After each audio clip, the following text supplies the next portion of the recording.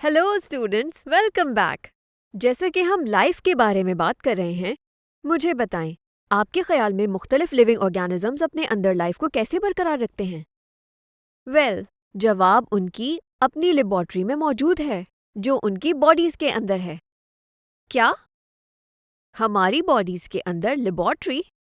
सुन के अजीब लग रहा है ना?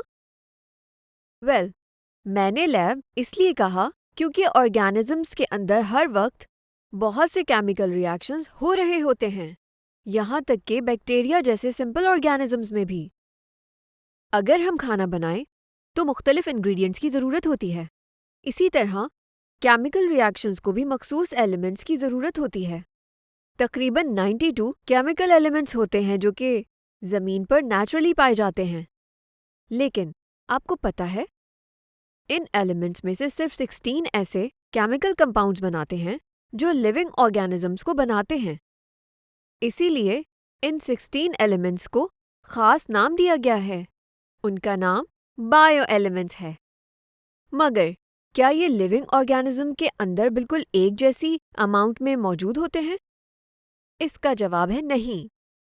क्या मुझ पर भरोसा नहीं है? चले इंसानी जिस्म के केमिकल मेकअप को एग्जामिन करते हैं और आपको जानकर हैरत होगी कि हमारी बॉडीज के टोटल मास का 99% बना हुआ है सिर्फ 6 बायो एलिमेंट्स से।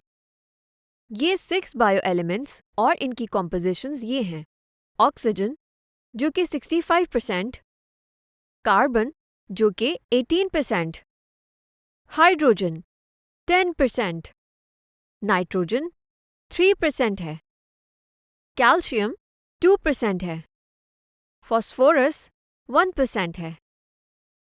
यहाँ एक ग्राफ है जो ऑक्सीजन से शुरू होते हुए फॉस्फोरस तक इंसानी जिस्म में हर एलिमेंट की कॉम्पोजिशन दिखा रहा है।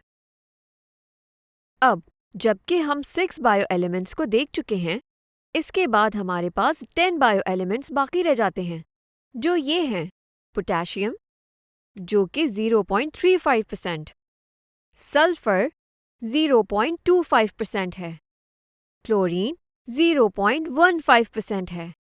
इसके साथ सोडियम भी 0.15% है, मैग्नीशियम 0.05% है, आयरन 0.004% है, कॉपर, मैंगनीज, जिंक और आयोडीन में ट्रेसेबल मिकदार होती है।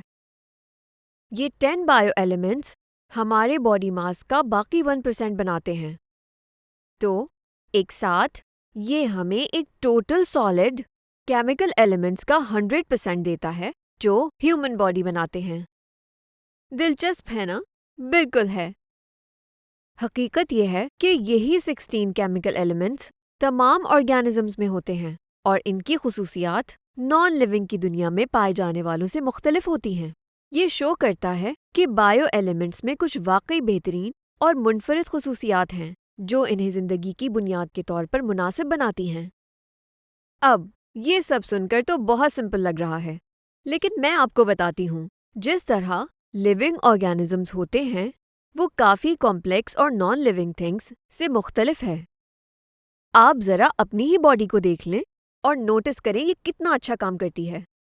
बहुत सारे स्ट्रेट फॉरवर्ड टास्क करने से लेकर थोड़े कॉम्प्लिकेटेड तक, जैसे कोई चीज़ उठाने से लेकर खाना हजम करने, वेस्ट एक्सक्रीटिंग करने, मखसूस गैसेस रिस्पायर करने तक, हमारी बॉडी सब कर सकती हैं।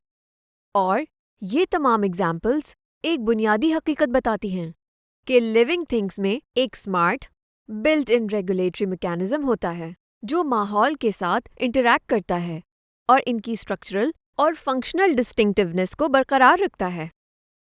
क्या आपको हैरत नहीं हो रही कि ये बिल्ट इन सिस्टम क्या है? इसका ज़्यादातर क्रेडिट प्रोटोप्लाज्म को जाता है। इंतहाई स्ट्रक्चर्ड लिविंग सब्सटेंस जिस्म के सेल्स में पाया जाता है जो इसकी एक्टिविटीज़ को कंट्रोल करता है।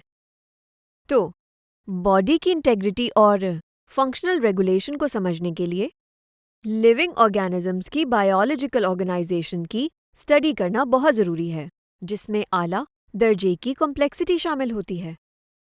आई नो, ये सब सुनकर काफ़ी डर लग रहा है, लेकिन आप परेशान ना हों, हमारे ब्रिलियंट बायोलॉजिस्ट ने बायोलॉजिकल ऑर्गेनाइजेशन के इस कॉन्सेप्ट को समझने के लिए आसान तरीका बनाया है।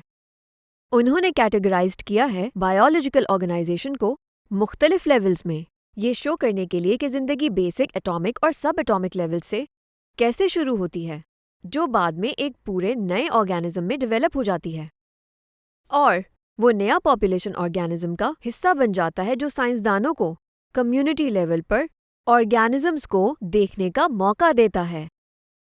ये बिल्कुल ऐसा है जैसे हम एजुकेशन के मुख्तलिफ फेजेस से गुजरते हैं, प्ले ग्रुप से लेकर नर्सरी तक, फिर प्राइमरी स्कूल की तरफ बढ़ते हैं, फिर हाई स्कूल और यूनिवर्सिटी तक जाते हैं।